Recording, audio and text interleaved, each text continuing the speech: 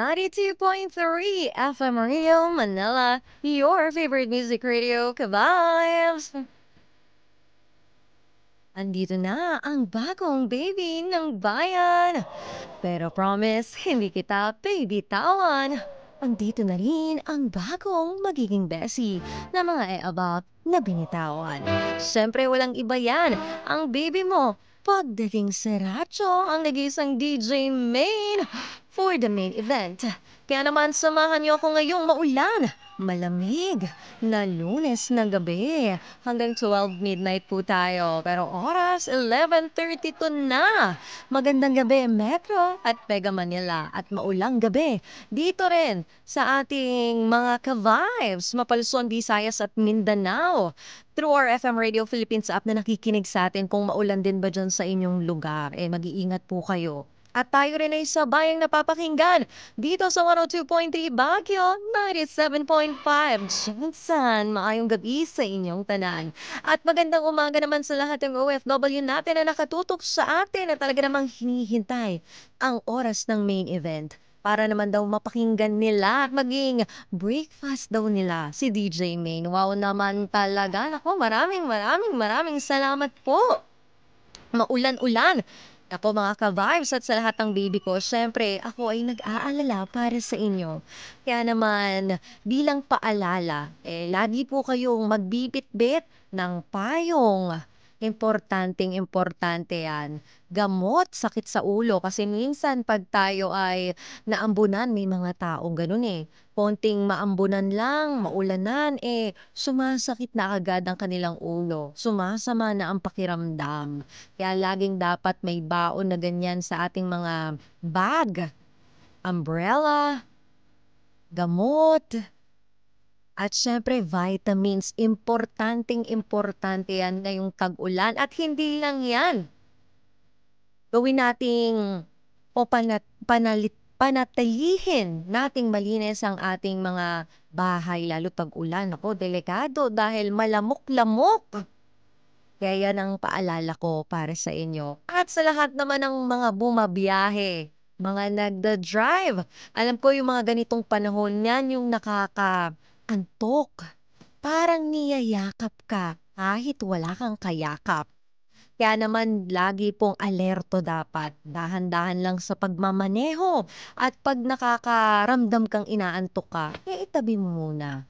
Marami namang pwedeng pagkapihan dyan para lang magising-gising ang iyong diwa. At perfect yan ngayon dahil nakikinig ka. Mas lalong magigising ang diwa mo. Kaya naman samahan niyo ako hanggang 12 midnight tayo. Pero bago tayo mapunta sa main confession, ito nga.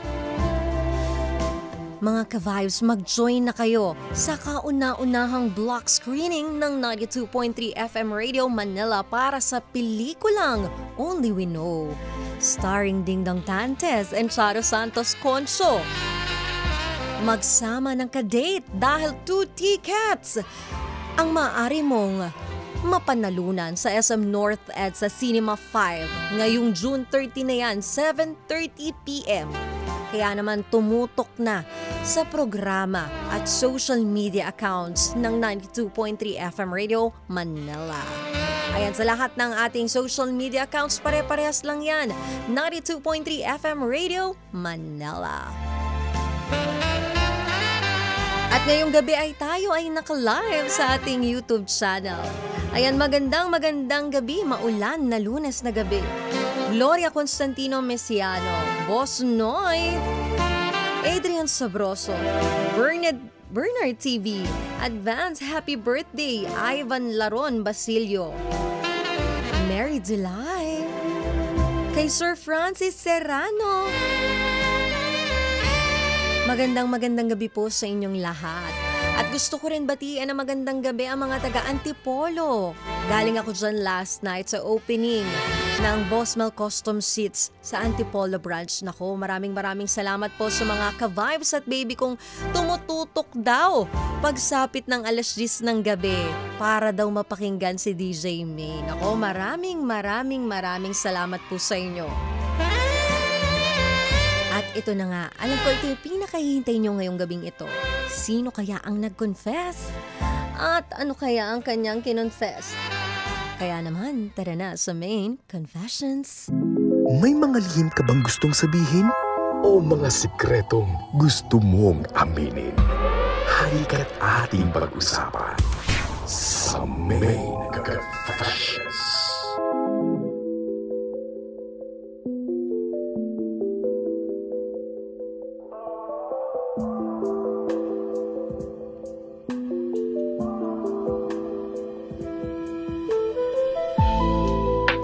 Dear DJ Main,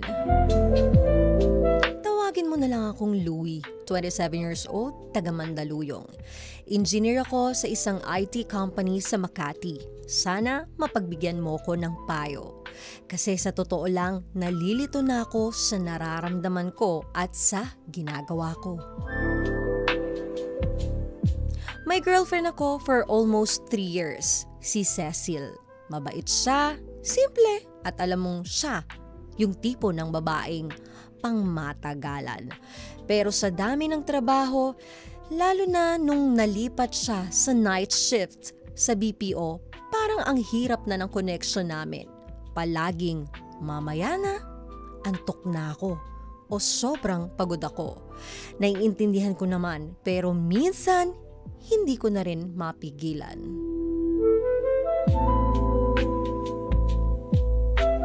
Doon na pumasok si Grace, office mate ko. Mapang-akit, makulit at prangka. Laging dumidikit. Una pa lang alam ko na kung anong laro ang gusto niya. Mga birong may halong mali siya, tapos mga simpleng haplos sa braso at kung ano-ano pa. Isang araw, biglang tumawag sa akin si Grace. May kasama ka ba ngayon? Yan ang tanong niya. Wala. Solo ako sa bahay ngayon at wala naman akong ginagawa. Bakit? Tugon ko.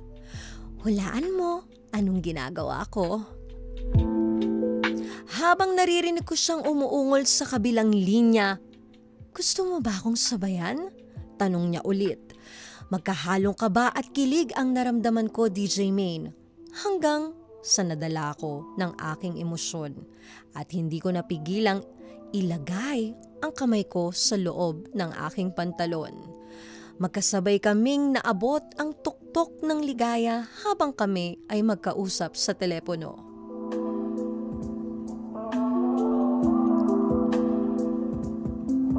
Fast forward, DJ Main, ilang beses ko nang sinubukang putulin ang ginagawa naming laro ni Grace. Ngunit lagi pa din siyang tumatawag. Sa tuwing tutunog ang telepono, parang tinatawag ako ng tukso. Sasagutin ko ba para palayain ang init ng katawan o i-block na lang ang number niya para sa aking peace of mind? Minsan naiisip ko kung bakit ako humantong sa ganito. Iiwan ko ba si Cecil para kay Grace?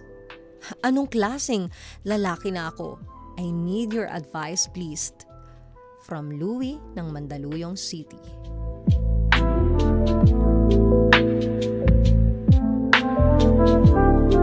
At para sa mga gusto magbigay ng opinyon nila, para dito kay Louie, pwede kayong mag-share ng inyong komento dito sa ating YouTube livestream 92.3 FM Radio Manila. Tayo ay live na live.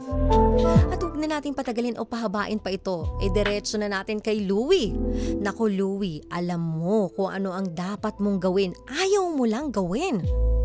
Pag gusto mong isang bagay, may paraan, pero pag ayaw, maraming dahilan. Yan ang nakikita ko sa sitwasyon mo ngayon. Kung mahal mo talaga si Cecil in the first place at siya yung nakikita mong gusto mong makasama in the long run, kailangan mong bitawan tong tukso na pinasok mo. Kasi malaki ang magiging problema na yan o magiging malaki ang problema na yan para sa relasyon nyo ng girlfriend mo. Naniniwala naman din ako dun sa sinasabing walang taong busy. It's just maybe hindi lang ikaw ang priority niya. Pero kasi hindi sapat na rason para makahanap ka ng excitement sa ibang babae. Sana inisip mo, Louie, na napakahirap kapag ang trabaho mo ay night shift. Naku, maraming makakarelate nito, lalo yung mga nagtatrabaho sa BPO. Kasi tayong tao, ang body clock natin is automatic, ang pahinga natin is gabi. So kahit sabihin natin makabuo pa tayo ng 8 hours of sleep sa umaga tapos ang trabaho mo is gabi, iba pa din. Kaya talaga ang mga night shift employee, pagod na pagod ang pakiramdam nila. Even nakaupo lang sila and more answering calls lang, hindi ka naman gumagalaw, hindi ka nagbubuhat, iba yung pagod. Kasi ang katawan ng tao, automatic nga yan, ang tulog natin is gabi. So we cannot blame yung girlfriend mo kung yan ang sinasabi niya sa'yo. So sana inintindi mo siyang mabuti. Pero sabi mo dito sa iyong letter, naiintindihan ko naman. Naiintindihan mo, bakit? May nagawa kang mali. Kung naiintindihan mo talaga siya.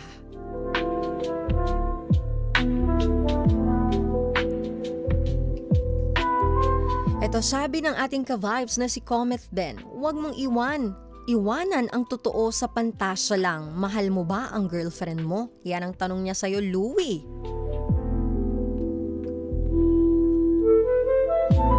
Kasi sabi niya naiintindihan naman daw niya. Yung mga sinasabi na antok na ako, pagod ako, mamaya na.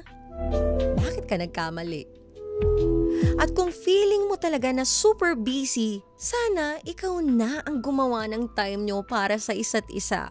Sana tinry mo siyang isurprise na sunduin. Then kahit mabilis ang breakfast bago siya umuwi at magpahinga. Diba kung totoong namimiss mo talaga yung presence niya, ikaw mismo na ang gagawa ng paraan. Hindi yung nagrereklamo ka sa time niya pero wala ka naman din kinikilos para magka-time kayo. At yung ginawa mo ngayon, sobrang big deal na yan o big deal yan para sa relationship nyo. Emotional and sexual cheating na yan, Louie. Whether no body contact pero the mere fact na nag-entertain ka ng iba kahit phone call lang, nagloloko ka na.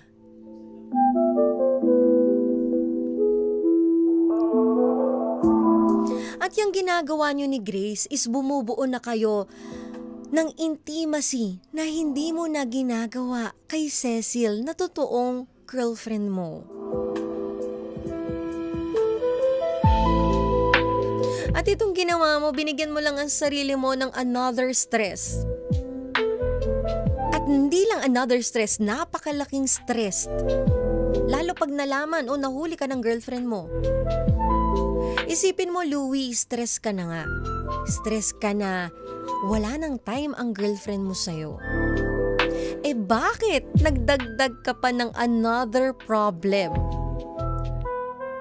Sana nag-isip ka muna, Louie, bago ka pumasok sa ganitong sitwasyon, bago mo inispoiled ang init ng katawan mo.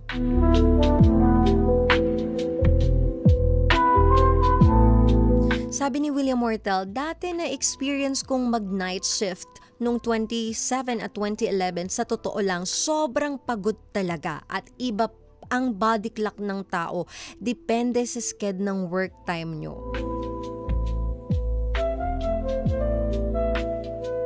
Ako kaya ko yan nasasabi kasi nakapagtrabaho na rin ako before na ang trabaho ko is night shift.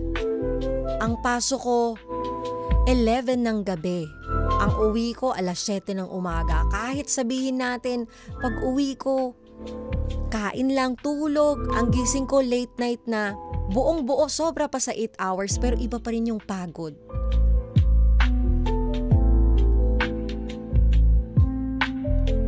So sana, nilagay mo yung sarili mo sa sarili ni Cecil, Louie. What if ikaw yun? Ano kaya ang mararamdaman mo? Kapag si Cecil, ikaw ay pagod na pagod, ikaw ay nakafocus lang sa trabaho mo, nagpapakapuyat ka, wala kang ginagawang masama, nag-iipon ka, tapos malalaman mo yung girlfriend mo, may kinakalantaring ng iba. Uy, masakit sa feeling ng isang lalaki yan. So sana nilagay mo yung sitwasyon mo dun sa sitwasyon ng girlfriend mo para nakita mo kung ano yung mga magiging consequences.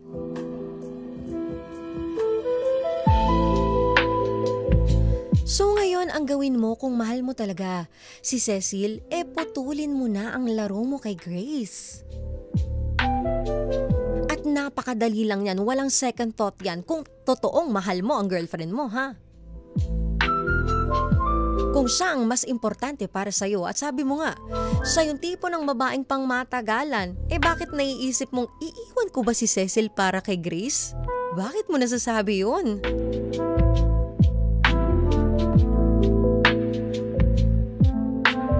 At kung gusto mo talaga putulin ang ugnayan nyo, naku, hindi mo na kailangan itanong yan sa akin o kahit kanino dahil ikaw mismo gagawa ang gagawa niyan.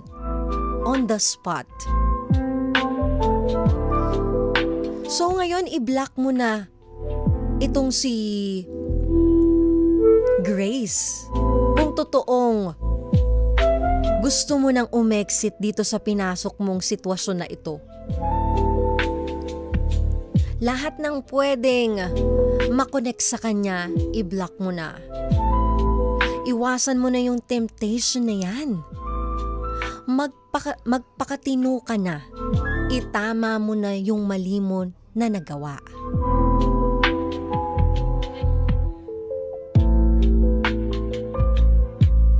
At isa pa, hindi ka hahantong sa ganyan kung naging open ka sa girlfriend mo, Louie. Kung napahayag mo sa kanya ng maayos yung totoong saloobin mo, yung nararamdaman mo, na nakakalimutan niyang magbigay ng time sa relationship nyo. And sabi ko nga, sana ginawan mo na rin ang aksyon para magka-time kayo. At dun ka nagkulang sa part na yon, yung hindi ka naging open sa kanya.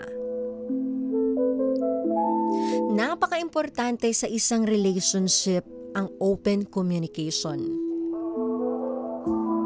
Pwede kayong mag-disagree na hindi kayo nag-aaway. Kundi nagsasabi o sinasabi nyo lang yung mga nararamdaman at napapansin nyo sa relasyon na meron kayo.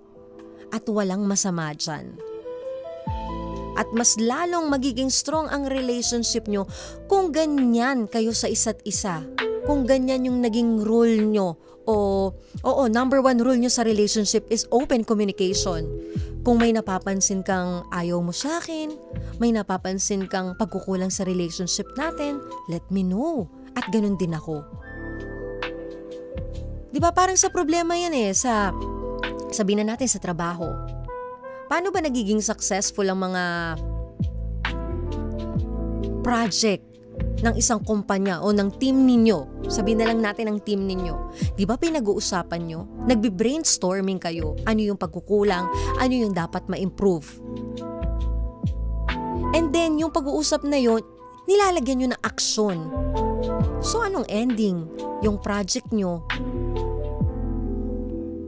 is nagiging successful. So, ganun din sa isang relationship. Yan ang unang foundation. Open communication. At Louie, kung iiwan mo man si Cecil, hindi nang dahil lang kay Grace, please lang. Bakit nang dahil lang nabigay niya sa'yo yung init na gusto mo as lalaki? Kasi kung ganyan ang i-reason mo, ang babaw naman nun. Parang tinapon mo naman yung 3 years para sa isang gabi lang at through phone call lang. Dahil natulungan ka lang niyang mag-release ng init?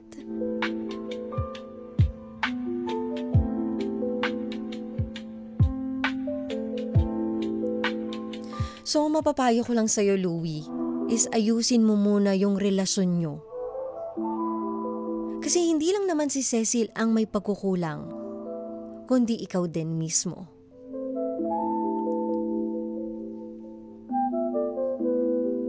Tandaan mo, ang tukso hindi mawawala. Ang kontrol is nasa sa iyo. Kung palagi mong pagbibigyang puwang ang tukso, darating ang araw na ikaw mismo ang mawawasak nito. Love is not just about finding the right person, but creating the right relationship.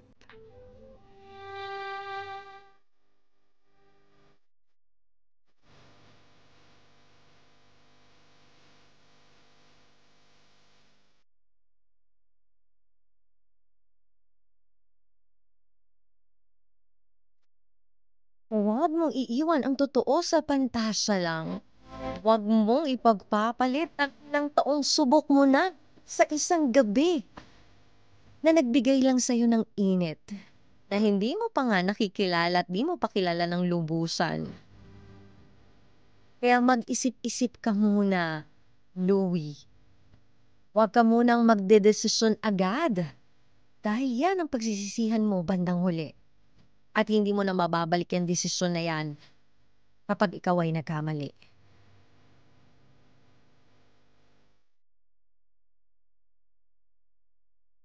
Maraming salamat, Louie ng Mandaluyong, sa pag-confess mo kay DJ May. At sana kahit papano, kahit nirilto kita, take it as a positive advice, hindi negative. Siyempre, mas masarap pa rin yung niriltok eh. Kasi mas doon mo nare-realize na may pagkakamali ka. At doon sa pagkakamali mo na yon, maging lesson learn mo ito. At huwag mo nang hayaang maulit muli. Kaya naman sa lahat ng ka-vibes at baby kong nakikinig sa atin, kung may gusto kayong i-confess kay DJ May, pwede niyong ipadala yan sa ating Facebook page, 92.3 FM Radio Manila. O hindi naman kaya sa ating Viber, 0954 406-1967. Maraming salamat once again, Louie ng Mandaluyong. At gusto ko rin pasalamatan, Dental Clinic, Horticulture by Caldana, Isabel Microblading, Vanity Lounge Aesthetics, Imprint Customs, Fiesta Fruit Game Apple to Apple, Zebra Helmets Philippines at Spring Philippines. And pwede nyo akong i-follow sa aking mga social media accounts. Facebook page, YouTube, Instagram at TikTok, pare-parehas na May Eugenio. At sa aking isa pang Facebook page, DJ May 92.3. At dito, sa favorite mo. Facebook page, YouTube, Instagram at TikTok, pare-parehas na 92.3 FM Radio Manila. Unang gabi pa lang ngayong linggo na yan, ha? Mainit-init na agad. Kaya naman samahan niyo ako for another main confession tomorrow night, Tuesday. At samahan niyo ako Lunes hanggang Biyernes, 10 p.m. to 12 midnight yan. Dito lang yan sa 92.3 FM Radio Manila. Your favorite music radio, ka-vibes! Kasama at kapiling ang baby mo sa radyo. Ang nag-iisang DJ main for the main event na nagsasabi na worth it na ang pagpupuyat ninyo dahil meron nang magsasabi sa inyo ng good night, baby. I love you.